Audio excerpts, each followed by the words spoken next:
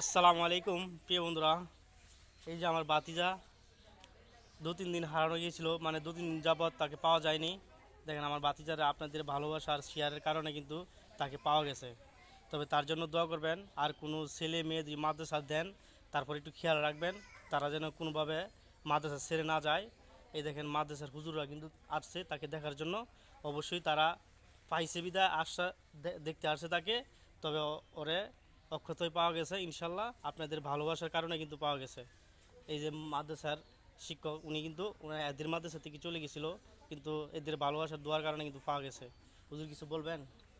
যাই হোক, আলহামদুলিল্লাহ যে আল্লাহর অশেষ রহমত যে আমরা শত শত সবসময় ছাত্রদেরকে নিয়ে দোয়া কান্নাকাটি করার পর তার আব্বার আহাজারি এবং তার দাদি ও মার দোয়ার বরকতে হয়তো আল্লাহ রাব্বুল আলামিন আবার আমাদের কাছে তাকে ফিরিয়ে দিয়েছে। এজন্য শুকরিয়া আলহামদুলিল্লাহ। যেন আল্লাহ এমন কোনো ছাত্র বা কোনো ছাত্রীকে যেন এমন না হয়, এমন যেন কোনো গার্জিয়ান টেনশন না করে। আল্লাহ কবুল করুক। আল্লাহ আসসালামু আলাইকুম। এই বাতিজের জন্য দোয়া করবেন।